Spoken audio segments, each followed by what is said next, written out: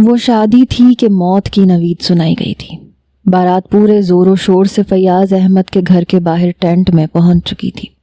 انار جلائے گئے، فائرنگ کی گئی، ڈھول بجائے گئے۔ ایسا شور تھا کہ گاؤں کے سب گھروں میں گونج رہا تھا، مگر فیاض احمد کے کمرے میں بیٹھی وہ نازک سی لڑکی، اس کی جان جیسے لبوں پہ آئی۔ رنگت فک تھی، دل یوں تھا کہ پسلیاں توڑ کے باہر نکل آئے گا، کیونکہ جس قیامت سے وہ ڈر رہی تھی وہ اس کے آنگن میں آ چکی تھی۔ سجاول حسین کے غصے سے پورا گاؤں کانپتا تھا۔ پھر وہ نازک سی لڑکی کیا حیثیت رکھتی تھی؟ وہ جانتی تھی کہ جیسے اس صیاد کو پتہ چلے گا تو وہ اس گھر کی اینٹ سے اینٹ بجا کے رکھ دے گا۔ ردا کا چہرہ چادر سے گھونگھٹ میں چھپا ہوا تھا اور وہ بری طرح سے سسکیوں سے رو رہی تھی، لیکن اس وقت وہ 17 سالہ لڑکی پہ کسی کو بھی رحم نہیں آ رہا تھا۔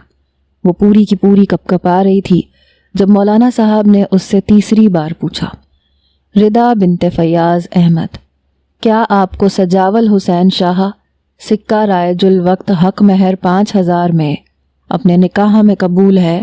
اس بار بھی ردا نے اقرار نہیں کیا تھا، لیکن سجاول حسین شاہ کی غضبناک نظریں فیاض احمد پہ جا کے ٹکی تھیں، جو کہ اس وقت بری طرح سے کپکپا رہا تھا۔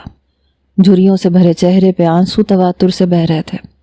اس نے ردا کے کندھے پہ ہاتھ رکھا، کہنے لگا، تمہارے باپ کی عزت کا سوال ہے ردا، کہو کہ تمہیں قبول ہے۔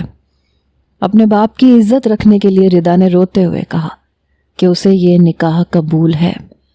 جیسے ہی ایجاب و قبول ہوا، سجاول حسین شاہ بڑے غصے سے کھڑا ہوا اور اس نے ردا کی نازک کلائی پکڑی اور اسے کھڑا کیا۔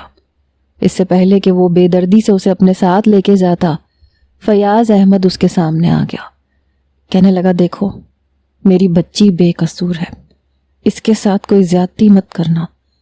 سجاول حسین شاہ کہنے لگا، میرے لیے تمہاری بیٹی صرف بدلے کا سامان ہے، اس لیے تم مجھ سے رحم کی امید مت رکھنا۔ پوری برادری میں جو ذلت مجھے اٹھانی پڑی ہے اس کا خمیازہ یہ بھگتے گی، اور پنچایت کے فیصلے کو مد نظر رکھتے ہوئے تم پوچھ گچھ کا حق نہیں رکھتے۔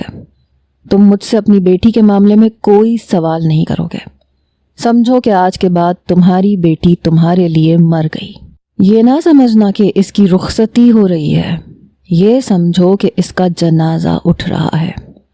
بڑے غضبناک لہجے سے یہ کہتا ہوا وہ ردا کی کلائی کو پکڑے فیاض احمد کے گھر سے باہر نکلا تھا۔ اپنی جیپ کا دروازہ کھولا، ردا کو دھکیلنے کے انداز میں گاڑی میں بٹھایا اور دوسری جانب سے خود بیٹھ گیا۔ جیپ کی پچھلی نشستوں پہ اس کے گارڈ بندوقیں تانے چوکنے کھڑے تھے۔ کچھ ہی دیر میں گاڑی